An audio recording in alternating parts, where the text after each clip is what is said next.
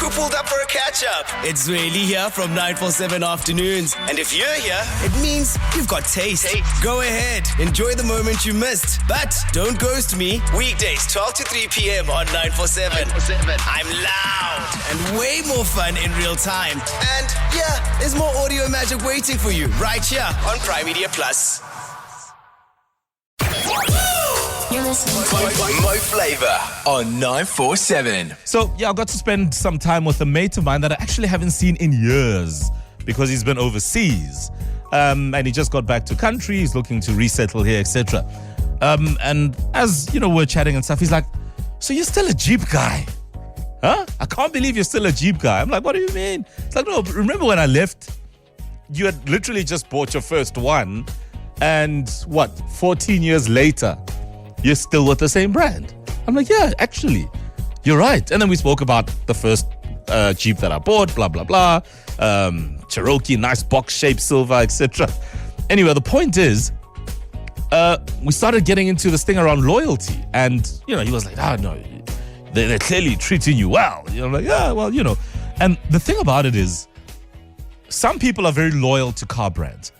I mean, I know a couple of people who own VWs, and they don't cheat on those very often. And then you also get people who aren't as loyal to car brands and, hop around every time they switch from one car to the next. And so I just thought to myself, let's talk about ride or dies. If that's your kind of approach when it comes to the cars you drive. Are you one of those people that are loyal to a car brand, even if you have multiple vehicles, whether it's for personal or business use, whatever the story is?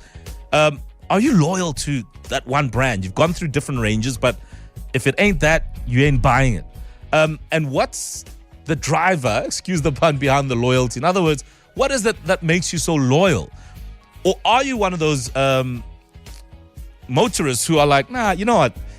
I was driving this brand, but actually, I've been hearing a lot of hype around these Chinese guys. So let me go see what's happening there. And then, you know what? Let me go to something that maybe my granddad used to trust. And then you switch. So you're not quite loyal. You switch a lot. That's the chat I'd like to have because I'm trying to figure out what are levels of loyalty or are levels of disloyalty. Feel free to give me the full picture. You know what I'm saying? First one was a Golf 1, then I got a Polo, then I got a GTI, then now I'm driving an Amarok. 947.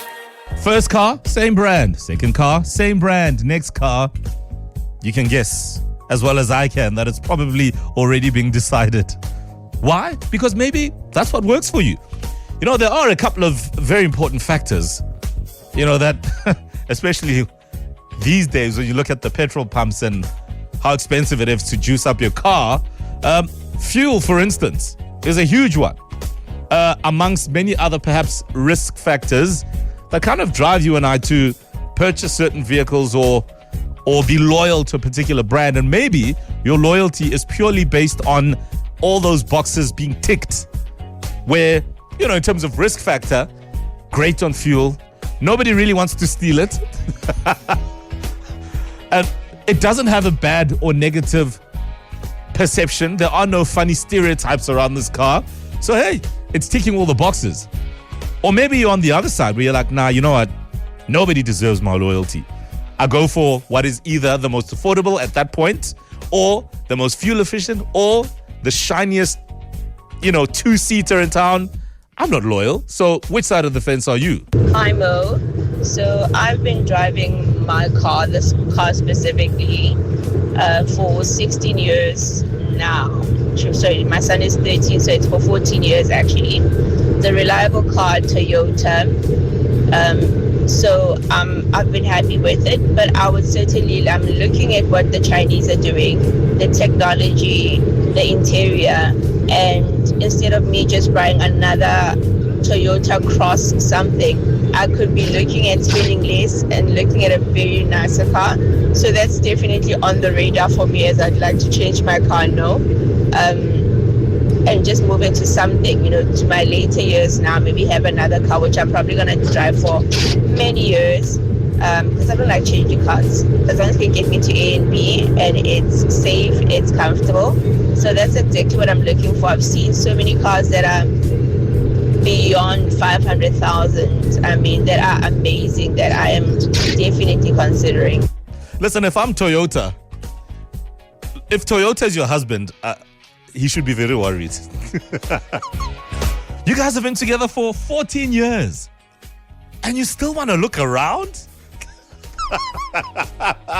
You are not loyal. Because when you said 14 years, I thought to myself, hang on, she's going for another Toyota after this. But no. No, she's not. She's looking around. With reasons that she has qualified and justified. And that's her choice. But I'm just like, when a car brand has been that loyal to you, surely, I mean, you kind of stick around. Anyway, that's how you choose to roll, and that's fine. Okay, I'm really curious on this one. Good morning, Mo. It's Olive. I started with a Mazda 323. Then it was a Toyota Corolla. Then I went back to Mazda for a Mazda 3, and then a Mazda 2, and then another Mazda 3 and a Mazda CX-3, and then I switched to Suzuki, and I had a Suzuki Vitara Brezza, and now I drive a Suzuki Baleno. As I'm listening to this, I'm thinking, you get your first love, your high school sweetheart, and then you with them for a while, and then you break up because life happens, but then you go back to them because she went back to Mazda. She was with the Mazda 3, 2, the 3 again, and the CX-3. I'm thinking, okay, cool. So the grass isn't always green on the other side. She's established it only for her to divorce the guy she started out with and go to Suzuki. Oh, man. And you know what? In actual fact, any car brand needs to work harder if they want to keep you forever, yeah? It's for them to keep you. That's what it is, isn't it? It's not for you to lose it's for them to keep you. Keep me happy and I'll stay. Well, that's the idea. Your levels of loyalty to car brands, let's hear it. 947. Sometimes you're loyal because of how you're raised. As in you looked at your parents and their choice of cars and how they stuck to a particular brand and how they always swore by it, and you thought, well, this is exactly what I'm going to do when I'm older. And you're doing the exact same thing, maybe even without realizing it. And sometimes our choices are governed by, how we were raised, what we were exposed to when we were younger, etc., etc. So, these levels of loyalty or lack thereof are fueled by many different things when it comes to the car choices we make. So which side are you on? So I recently just bought a new car.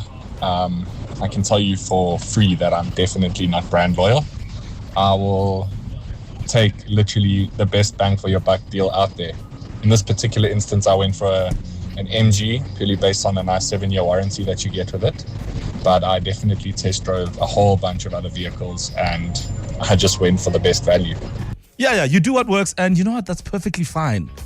Because the idea here around this conversation is not whether or not you made the right choice. It's about how you make your choices. And there's nothing wrong with going around the block a couple of times to land on something that you feel is less of a stress to deal with. Hi, Mo. So my first car, my parents bought me a Hyundai Atos, and then I bought myself a Ford Figo, and then after that I had a Ford Fiesta, and then I had a BMW 320i Sport, and it unfortunately got repossessed, but as soon as I recovered, I bought myself another 320i. So the BMW bug has bitten you. Yeah, it does. It does do that. I've seen BMW drivers and how they are very, very loyal and they'll move. I also find it quite interesting with people's choices in terms of how they switch. Where, somebody will move from like an SUV, then they'll go to like a 2-door coupe kind of thing. Then it's almost like you can't figure out like what it is they like. They're just kind of everywhere. They're just trying everything. But it still doesn't make it a bad thing. Because at the end of the day, It's your choice and your choice alone. 947